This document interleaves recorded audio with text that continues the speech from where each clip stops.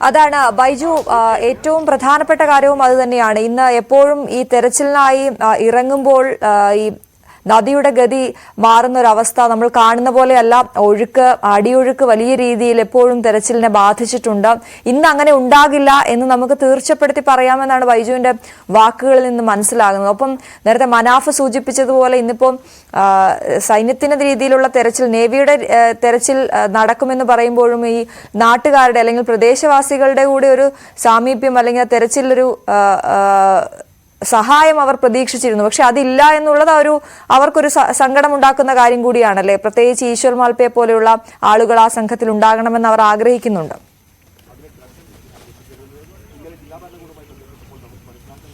തീർച്ചയായും ഈശ്വർ മൽപ്പയുടെ സേവനം അത് എടുത്തു പറയേണ്ടതാണ്. കഴിഞ്ഞ ദിവസങ്ങളിലെല്ലാം തന്നെ ഈശ്വർ മൽപ്പ ഇവിടെ എത്തിയിരുന്നു. പക്ഷേ ഈ ഒഴുക്ക് കൂടുതലായതുകൊണ്ട് തന്നെ അദ്ദേഹത്തിന് ഈ അനുമതി ലഭിക്കാത്ത ഒരു സാഹചര്യമാണ് ഉണ്ടായത്. ഏതായാലും നിലവിൽ ഇപ്പോൾ നാവികസേനയുടെ മുങ്ങൽ വിദഗ്ധരാണ് ഇവിടെ എത്തുക. അവരാണ് പരിശോധന നടത്തുക എന്നാണ് നമുക്ക് ലഭിക്കുന്ന വിവരം. പക്ഷേ നമുക്ക് ആ ദൃശ്യങ്ങളിലേക്ക് ഒന്നുകൂടി പോകാം.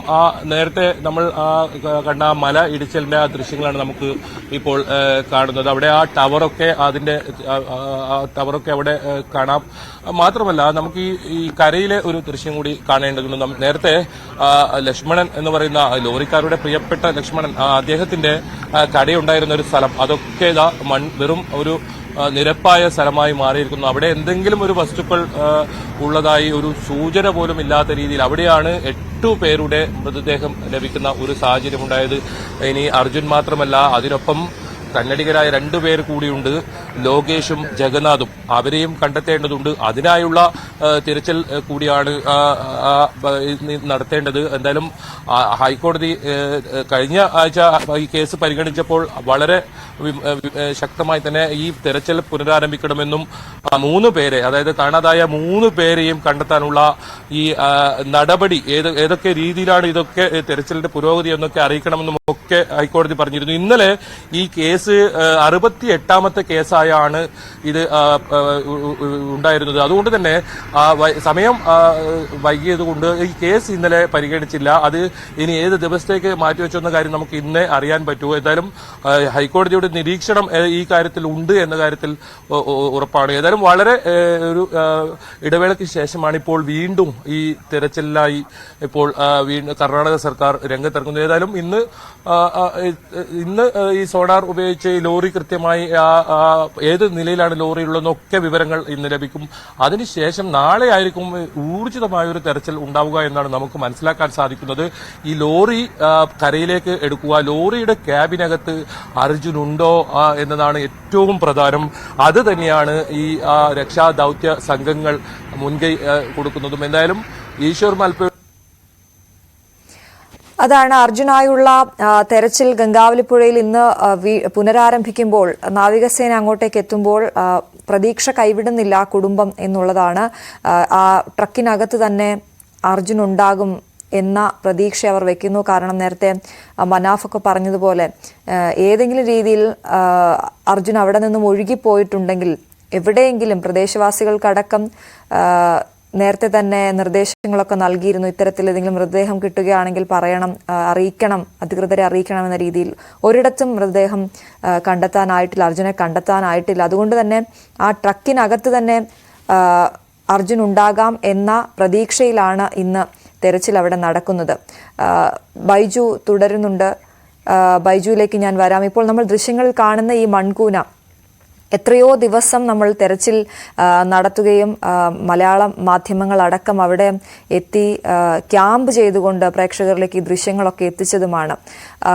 ഒരു സമയത്ത് ട്രക്കിനടുത്തേക്ക് വരെ എത്താൻ ആകുന്ന സാഹചര്യത്തിലേക്കൊക്കെ കാര്യങ്ങൾ നീങ്ങിയെങ്കിലും ഈ ഗംഗാവലിപ്പുഴയുടെ ഒരു സ്വഭാവം അത് എപ്പോഴും ഒരുപോലെയല്ല എന്നുള്ളതാണ്. നമ്മൾ ഈ കാണുന്ന രീതിയിലുള്ള ഒഴുക്കല്ല, അതിൻ്റെ അടിയൊഴുക്ക് അത്രത്തോളം ഉണ്ട് എന്നുള്ളതാണ്. നമ്മൾ പല സാങ്കേതിക പദങ്ങളും പഠിച്ചത് തന്നെ, ഒഴുക്കിൻ്റെയൊക്കെ സാങ്കേതിക പദങ്ങൾ, അതിൻ്റെ വേഗത, തീവ്രതയൊക്കെ പഠിച്ചത് തന്നെ ഒരുപക്ഷെ ഈ ഷിരൂരിൽ അർജുനെ കാണാതായത് മുതലായിരിക്കും. മലയാളി അത്രത്തോളം അടുത്ത് നിന്ന് ഒരു രക്ഷാപ്രവർത്തനം അറിയാൻ താല്പര്യം കാണിച്ചൊരു രക്ഷാപ്രവർത്തനമായിരുന്നു ഷിരൂരിൽ നടന്നത്.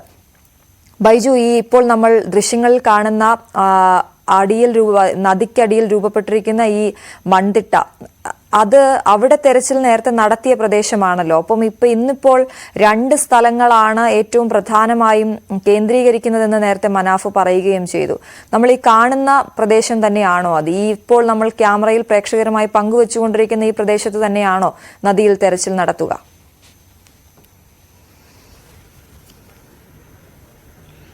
തീർച്ചയായും മേജർ റിട്ടയർഡ് ഇന്ദ്രപാൽ അദ്ദേഹം റഡാർ പരിശോധനയോടെ കണ്ടെത്തിയ ആ സ്ഥലമാണ് ഈ കാണുന്നത്, ദൃശ്യങ്ങളിൽ കാണുന്നത്. അവിടെ മാർക്ക് 4 എന്ന സ്ഥലത്താണ് ലോറിയുടെ സാന്നിധ്യം കണ്ടെത്തിയത്. ആ ഒരു സ്ഥലത്ത് ഇത്തരത്തിൽ പരിശോധന നടത്താൻ തന്നെയാണ് തീരുമാനം.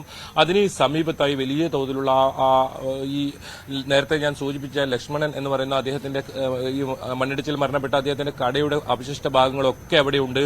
അതുകൂടാതെ വലിയ ഒരു ആൽമരം ഉണ്ടായിരുന്നു അവിടെ. ആ മരവും ഇതേ സ്ഥലത്ത് തന്നെ കഴിഞ്ഞ ദിവസം ഈശ്വർ മൽപ്പ തെരച്ചിൽ നടത്തിയ സമയത്ത് അവിടെ കാണാൻ സാധിച്ചിരുന്നു. എന്നാലും ആ സമയത്തൊക്കെ ഈ വെള്ളത്തിന്റെ അടിയൊഴുക്കിനൊപ്പം തന്നെ വിസിബിലിറ്റി വലിയൊരു പ്രശ്നമായിരുന്നു. 0 വിസിബിലിറ്റി ആയിരുന്നു അന്ന് ഉണ്ടായിരുന്നത്. അതുകൊണ്ട് തന്നെ ഏതെങ്കിലും തരത്തിൽ കൃത്യമായ ഒരു സൂചനയിലേക്ക് എത്താൻ അന്ന് സാധിച്ചിരുന്നില്ല. പക്ഷേ ഇപ്പോൾ അതല്ല അവസ്ഥ. വെള്ളത്തിലെ നീരൊഴുക്ക് നേരത്തെ മനാഫ് ജിദ്ദിനൊക്കെ സൂചിപ്പിച്ചതുപോലെ തന്നെ നീരൊഴുക്ക് പൂർണ്ണമായും മുകളിൽ നിന്ന് നമുക്ക് കാണുമ്പോൾ ആ രീതിയിലുള്ള ഒരു കാര്യമല്ല. അതുകൊണ്ട് തന്നെ 4 നോട്ട്സിന് താഴെ എന്നാണ് നമുക്ക് മനസ്സിലാക്കാൻ സാധിക്കും. അങ്ങനെയെങ്കിൽ 3.5 വരെ ആയിരിക്കും. ആ ഒരു സാഹചര്യത്തിൽ കൃത്യമായി നാവികസേന ഉദ്യോഗസ്ഥർക്ക്, മുങ്ങൽ വിദഗ്ധർക്ക് ഈ ലോറിയുടെ അടുത്തേക്ക് എത്താൻ സാധിക്കും. അത് വളരെ പെട്ടെന്ന് സാധിക്കും. ഒരു പക്ഷേ ഇന്ന് ഉച്ചയോടുകൂടി തന്നെ നമുക്ക് ആ വിവരം, ആ വാർത്ത പ്രേക്ഷകരിലേക്ക് എത്തിക്കാൻ സാധിക്കും. ഈ ലോറി ഇനി പുറത്തേക്ക് ഏത് രീതിയിൽ എടുക്കണമെന്നൊക്കെയുള്ള കാര്യങ്ങളായിരിക്കും പിന്നീട് ഏതായാലും നടക്കും. ഇന്നലെ കാർവാറിൽ നടന്ന ഉന്നതതല യോഗത്തിലാണ് ഇതിൽ സംബന്ധിച്ച നിർണായക തീരുമാനമുണ്ടായത്. നാവികസേന ഒപ്പം SP, കലക്ടർ ഉൾപ്പെടെയുള്ളവരാണ് ഇത്തരത്തിൽ യോഗത്തിൽ പങ്കെടുത്തിരുന്നത്. അതിനുശേഷമാണ് ഇന്ന് മുതൽ വീണ്ടും ഈ തെരച്ചിൽ പുനരാരംഭിക്കാനുള്ള തീരുമാനവുമായി ജില്ലാ ഭരണകൂടം രംഗത്ത് വന്നത്. ഏതായാലും വലിയ പ്രതിഷേധം കുടുംബത്തിന്റെ ഭാഗത്തുനിന്നൊക്കെ ഉണ്ടായിരുന്നു. ഈ തെരച്ചിൽ പുനരാരംഭിച്ചില്ലെങ്കിൽ അർജുന്റെ കുടുംബം ഉൾപ്പെടെ ഇവിടെ എത്തും, കലക്ടറെ ഉൾപ്പെടെ കണ്ട് പ്രതിഷേധം അറിയിക്കുമെന്നൊക്കെ രീതിയിലുള്ള വലിയ തരത്തിൽ വൈകാരികമായ ഒരു ഇത് തന്നെയുണ്ടായിരുന്നു. അതൊക്കെ കണക്കിലെടുത്താകാം ഒരു പക്ഷേ കോടതിയുടെയും ഇടപെടൽ ഉള്ളതുകൊണ്ടാകാം വളരെ പെട്ടെന്ന് തന്നെ തിരച്ചിൽ തുടരുന്നതിലേക്ക് കർണാടക സർക്കാർ കടന്നത്. എന്നാൽ 9 മണിയോടുകൂടി തന്നെ നാവികസേന സംഘങ്ങൾ ഇവിടെ എത്തും എന്നാണ് നമുക്ക് ലഭിച്ചിരിക്കുന്ന വിവരം. ഇന്നലെ അവർ ഒരു സംഘം എത്തി ഈ അടിയൊഴുക്കൊക്കെ പരിശോധിച്ചതിന് ശേഷമാണ് അവർ ഇന്ന് ഈ തിരച്ചിൽ ആരംഭിക്കാമെന്ന ഒരു വിവരം ഈ യോഗത്തിൽ അറിയിച്ചതും. എന്നാലും കേരളത്തിൽ നിന്നുള്ള ഒരു പ്രധാനമായും സഹായം ഇവർ അഭ്യർത്ഥിക്കുന്നുണ്ട്. അത് ഈ മണ്ണ് മാന്തി യന്ത്രമാണ്. അത് ഈ തൃശൂർ മണ്ണൂത്തി സർവകലാശാല, കേന്ദ്ര സർവകലാശാലയിലുള്ള കാർഷിക സർവകലാശാലയുടെ കയ്യിലുള്ള യന്ത്രമാണ്. അത് കഴിഞ്ഞ ദിവസം 24 മണിക്കൂറിനകം കർണാടക ആവശ്യപ്പെട്ടാൽ ഇവിടെ എത്തിക്കുമെന്നായിരുന്നു ജനപ്രതിനിധികൾ ഉൾപ്പെടെ കേരളത്തിൽ നിന്നെത്തിയപ്പോൾ പറഞ്ഞത്. ആ യന്ത്രം ആവശ്യം ഉണ്ടാകും എന്നാണ് കലക്ടറും അറിയിച്ചിട്ടുള്ളത്. അതുകൊണ്ട് തന്നെ ആ യന്ത്രം എത്രയും പെട്ടെന്ന് എത്തിക്കേണ്ടതുണ്ട്. എന്നാലും വളരെ പെട്ടെന്ന് തന്നെ ഈ ലോറിയുടെ അടുത്തേക്ക് എത്താൻ സാധിക്കും. ഒപ്പം ലോറിക്കകത്ത് അർജുനുണ്ടോ എന്ന് നമ്മൾ ഒരു മാസത്തോളമായി നമ്മൾ ഈ ചോദ്യം ചോദിച്ചുകൊണ്ടിരിക്കുന്നു. നാളേക്ക് 1 മാസം തികയുകയാണ്. അതായത് കഴിഞ്ഞ മാസം 16-ാം തീയതിയാണ് ഇത്തരത്തിലുള്ള ഒരു സംഭവം ഉണ്ടായത്. അതുകൊണ്ട് തന്നെ വളരെ ദിവസം വൈകിയിരിക്കുന്നു. ഇനിയും ഈ തെരച്ചിൽ വൈകിയാണെങ്കിൽ അത് ഏത് രീതിയിലായിരിക്കും, നമുക്ക് അർജുനെ തിരിച്ചു കിട്ടുമോ എന്ന രീതിയിൽ ഈ വിഷയത്തിൽ നേരത്തെ ഒരുപാട് പേർ, വിദഗ്ധരുടെ അടക്കം കമന്റുകൾ വന്നതാണ്. അതായത് അർജുന്റെ ലോറി ഇത്തരത്തിൽ വലിയൊരു മണ്ണിടിച്ചിലുണ്ടായി, ലോറി മണ്ണും വലിയ മരങ്ങളും ടവറും ഒക്കെ അടക്കം, ഈ കടയും ഒക്കെ അടക്കം ഇങ്ങനെ ഈ ഗംഗാവലി പുഴയിലേക്ക് വീണപ്പോൾ ഒരു പക്ഷേ അർജുന്റെ ട്രക്ക് ആ സമയത്ത് തന്നെ മണ്ണിനടിയിൽ പെട്ടിട്ടുണ്ടെങ്കിൽ അത് തുറന്നു പോയി കാണില്ല, ആ ക്യാബിൻ ഇപ്പോഴും തുറന്നിരിക്കില്ല എന്നുള്ള ഒരു പ്രതീക്ഷയുണ്ടല്ലോ. ആ പ്രതീക്ഷയാണ് ഇപ്പോഴും കുടുംബം വെക്കുന്നത്. അത്തരത്തിലൊരു സാഹചര്യം അവിടെ ഉണ്ട് എന്ന് തന്നെ നമുക്ക് പ്രതീക്ഷിക്കാമോ? കാരണം അതിനകത്ത് തന്നെ അർജുൻ ഉണ്ടാകുമെന്ന് അവർ പ്രതീക്ഷിക്കുമ്പോൾ വലിയ ഒഴുക്കുള്ള ഗംഗാവലി പുഴയിൽ ആ ട്രക്കിന്റെ ക്യാബിൻ തുറക്കാതെ അർജുൻ അതിനകത്ത് തന്നെ ഉണ്ടാകും എന്ന പ്രതീക്ഷ, അതിന് എത്രത്തോളം സാധ്യത കൊടുക്കേണ്ടതുണ്ട്?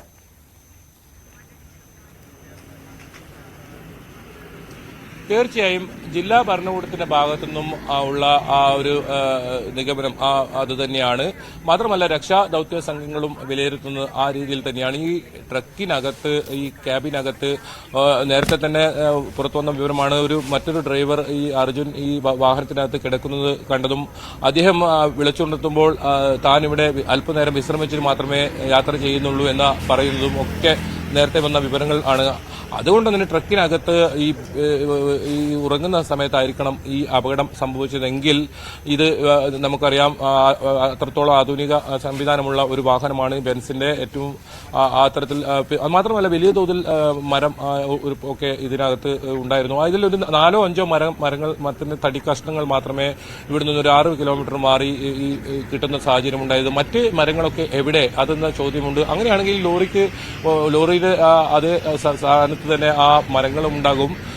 അതുകൊണ്ട് തന്നെ ഇത് ലോറി വലിയ ദൂരത്തേക്ക് എത്തിയിട്ടില്ല. ഈ കടയുടെ തൊട്ട് സമീപത്ത് ഇപ്പോൾ നമ്മൾ ദൃശ്യങ്ങൾ കാണുന്ന ആ നീല റിബൺ ഇട്ട മാർക്ക് ചെയ്ത സ്ഥലത്താണ് ലോറിയുടെ സാന്നിധ്യമുള്ളത്. പക്ഷേ വലിയ തോതിൽ ചെളിയിൽ പൂണ്ട നിലയിലാണ് ലോറി ഉള്ളത്. ഇനിയിപ്പോ നമുക്ക് ഈ അടിയൊഴുക്ക് കുറഞ്ഞ ഒരു സാഹചര്യത്തിൽ ഈ സ്റ്റീൽ ഹുക്കിട്ട് ഇതിനെ കരയിലേക്ക് വലിച്ചു കയറ്റുക എന്നതാണ് ഇതിന് ഏറ്റവും പ്രധാനം.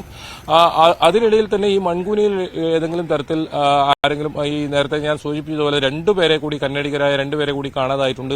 അവരാരെങ്കിലും അകപ്പെട്ടിട്ടുണ്ടോ അവരെയും കണ്ടെത്തേണ്ടതുണ്ട്. അതുകൊണ്ടാണ് ആ മൺകൂന കൂടി അവിടെ നിന്ന് മാറ്റേണ്ട ഒരു സാഹചര്യം ഉണ്ടാകും എന്ന ഒരു ജില്ലാ ഭരണകൂടത്തിന്റെ ഒരു വിലയിരുത്തൽ വരുന്നത്. എന്തായാലും അർജുനെ സംബന്ധിച്ചിടത്തോളം ഇപ്പോഴും ഏറ്റവും വലിയ പ്രതീക്ഷ ഈ ലോറിക്കകത്ത് ഈ ക്യാബിനകത്ത് അർജുൻ ഉറങ്ങുമ്പോഴാണ് ഈ അപകടമുണ്ടായത്.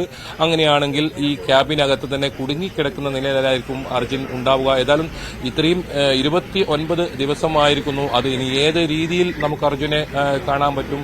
ഏതായാലും കേരളം അത്രത്തോളം പ്രതീക്ഷയോടെ അവസാനമായെങ്കിലും അർജുനെ കാണാം. കാരണം ഇപ്പോൾ ഇത് കേരളത്തിലെ ഓരോ ആളുകളുടെയും ഒരു വീട്ടിലെ ഒരു സ്വന്തം അംഗം പോലെയാണ് അർജുനെ കാണുന്നത്. നമുക്കറിയാം വയനാട് വലിയ തോതിലുള്ള ദുരന്തമുണ്ടായി. അവരൊക്കെ കഴിഞ്ഞ ദിവസങ്ങളിലൊക്കെ അർജുന്റെ ഈ വാർത്ത ഇത്രത്തോളം അപകടത്തിൽ മരണപ്പെട്ടവരൊക്കെ അർജുന് വേണ്ടി പ്രാർത്ഥിക്കുകയും ഒക്കെ ചെയ്ത വിവരം നമുക്ക് വരുന്നുണ്ട്. കാരണം അടുത്ത കുട്ടികൾ പോലും പറയുന്നുണ്ടായത് ഈ നമുക്ക് ഭാവിയിൽ ആരാവണമെന്ന് ചോദിച്ചപ്പോൾ ലോറി ഡ്രൈവർ ആവണമെന്നായിരുന്നു നേരത്തെ ആഗ്രഹമെങ്കിൽ ഈ അർജുന്റെ ഈ വാർത്ത കേട്ടതോടുകൂടി ബസ് ഡ്രൈവർ ആകണമെന്നൊക്കെ പറയുന്ന തരത്തിലുള്ള വളരെ വൈകാരികമായ ഇപ്പോൾ അവിടെ ഉണ്ടായിരുന്ന അപകടത്തിൽ രക്ഷപ്പെട്ടവരൊക്കെ പറയുന്ന സാഹചര്യം. ആ രീതിയിൽ അവരൊക്കെ വലിയ തോതിൽ പ്രാർത്ഥനയോടെ കൂടി കഴിഞ്ഞ സമയത്തായിരിക്കണം അവരൊക്കെ ഒരു രാത്രി കൊണ്ട് ഇല്ലാതായത്. ഈ ദുരന്തത്തിന് തൊട്ടു പിന്നാലെയാണ് വയനാട് ഇത്തരത്തിൽ കേരളത്തെ സംബന്ധിച്ചിടത്തോളം അത്രത്തോളം താങ്ങാൻ കഴിയാത്ത രീതിയിലുള്ള വലിയ അപകടം ഉണ്ടായത്. എന്തായാലും അർജുൻ എവിടെ എന്ന ചോദ്യം നമ്മൾ ചോദിക്കാൻ തുടങ്ങിയിട്ട് ഇപ്പോൾ നമ്മൾ ശിരൂരിലാണുള്ളത്. ഇവിടെ തന്നെ വീണ്ടും നമ്മൾ എത്തിയിരിക്കുന്നു. 29 ദിവസമായിരിക്കുന്നു. എന്തായാലും ഇപ്പോൾ കർണാടക സർക്കാരിന്റെ ഭാഗത്തുനിന്ന് ഏതായാലും ഈ അനുകൂലമായ ഒരു തീരുമാനം, അത് തിരച്ചിൽ വീണ്ടും പുനരാരംഭിക്കും എന്നത് വലിയ ആശ്വാസമാണ്. അത് കുടുംബത്തെ സംബന്ധിച്ചിടത്തോളം.